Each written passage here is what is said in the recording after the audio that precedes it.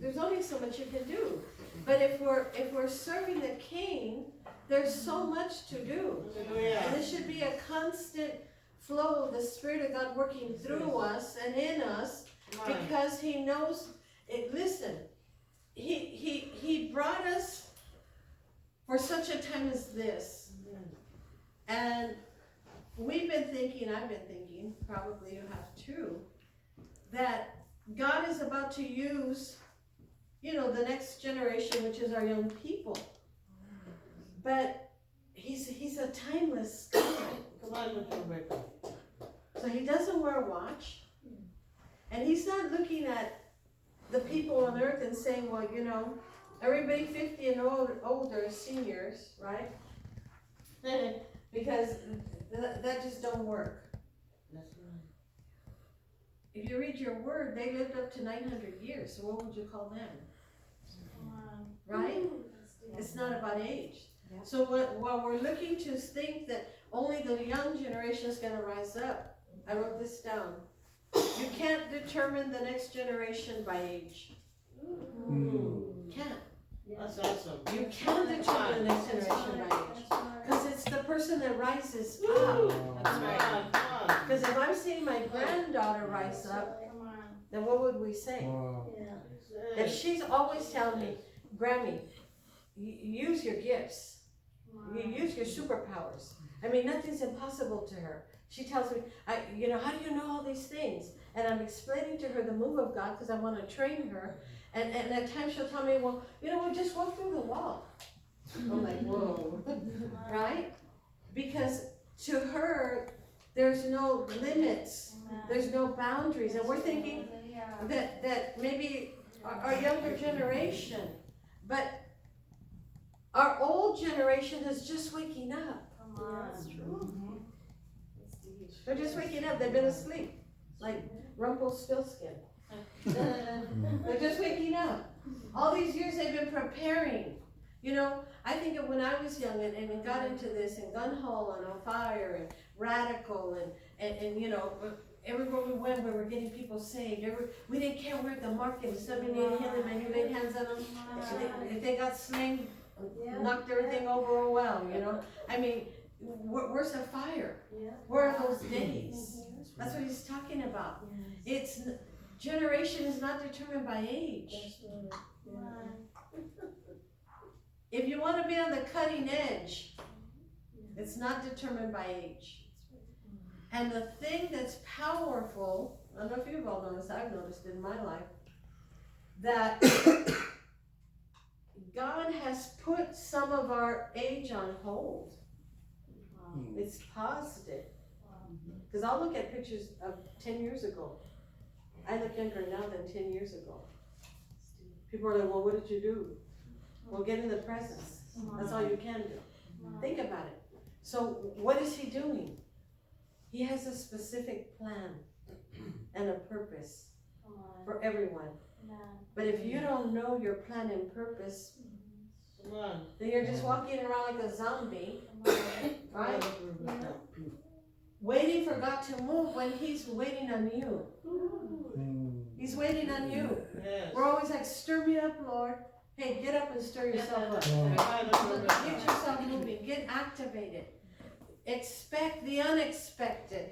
Expect the move of God to be in every meeting. If you really believe that, you would come early. Because you'd be, I was talking to somebody and I said, I remember when we started out years ago, that we had what we called, like the ark, the tank, where everybody came early. For 1 hour we prayed before church, and the kids were in children's church waiting to have the teachers come in. But we were there faithfully. And then we used to meet on Friday nights when everybody was out partying. We were there in our 20s, praying in tongues from 7 o'clock to 10 o'clock. I'm not kidding you. And we had one guy that he was radical. He was younger than us, and he was radical. And I remember because he brought us a stick to intercession one Friday night. And I was like, Richard, what's that for? He said, I don't know if you know this, Pastor Becky, but a lot of the people that you think are praying are sleeping. So he said he's going to get the stick and it's kind of like, were in this place, and people would go under the table and, you know, curl up like they're praying, and so he started doing that, walking around with the stick and jabbing them a little to hurt the tongues, you know, because he was serious about this move of God that was coming back then, that was coming. And now generals are going home. People are dying. Right now, Rodney died not so long ago. We're just talking about him. People are dying. So what does that mean? Somebody has to rise up.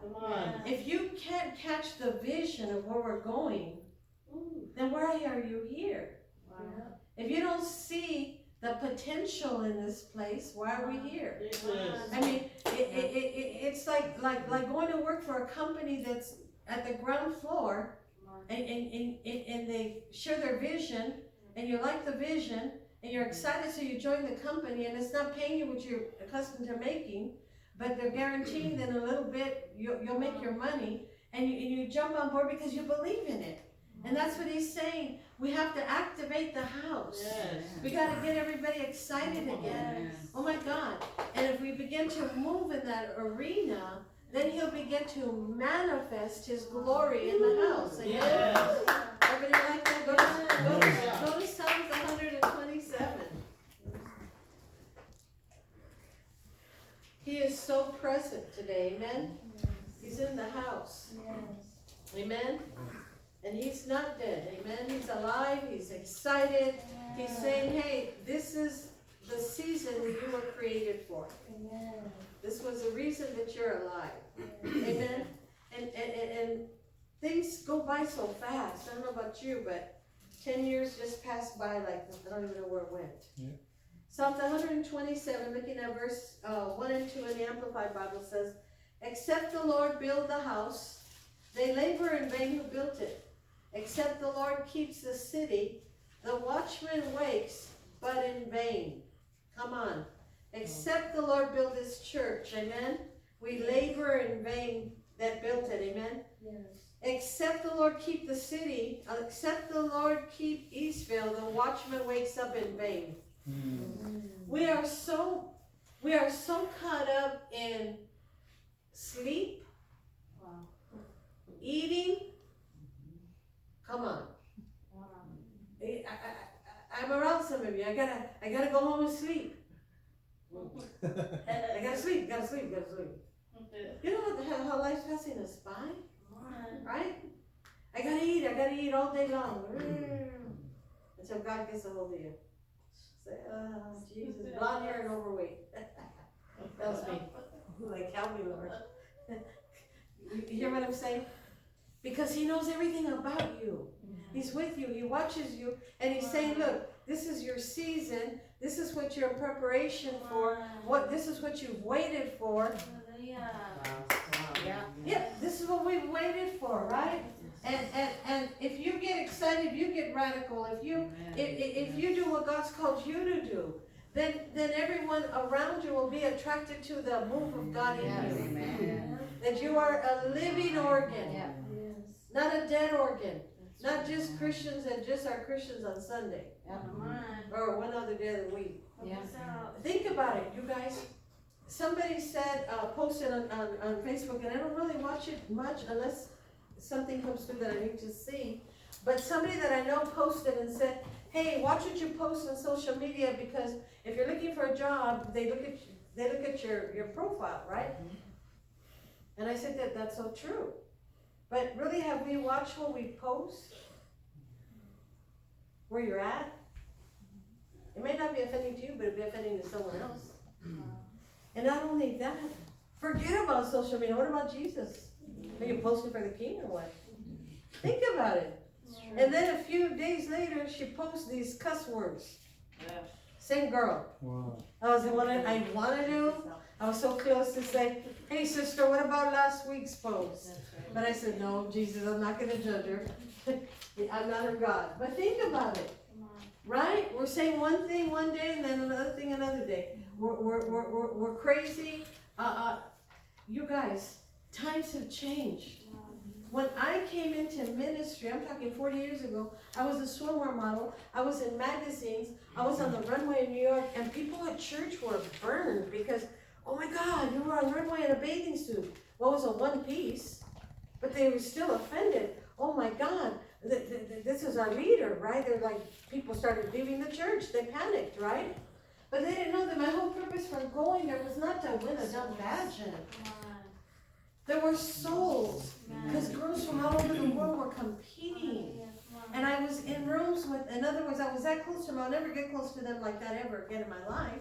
So I was able to fly out to New York and spend 7 days with girls from all over the world. And there was one Indian girl that, because we're all week long on that runway, taking photos and everything, and competing, and the cameras are close. So she waxed her face. But when she waxed her face, she burned it. And all of her face was raw. And I remember because we were going to have dinner that night, so we're all at a table because they're going to give out the awards for photography, fashion print. And I remember sitting there looking over at her, and it was raw. It still had blood on it. And I looked over at her and I said, what happened? She said, well, I waxed because we're going to be on stage tomorrow. And then I said, I know that you're Indian and I know that you have a certain belief. I said, but the God that I serve can heal that. So tomorrow you don't go with scabs on your face. Would you let me pray for you? And she was like, yeah. So in front of everyone, as I laid my hand on her face, her skin was restored instantly. Wow. Amen. And everybody, I mean, it was like the talk of the town there.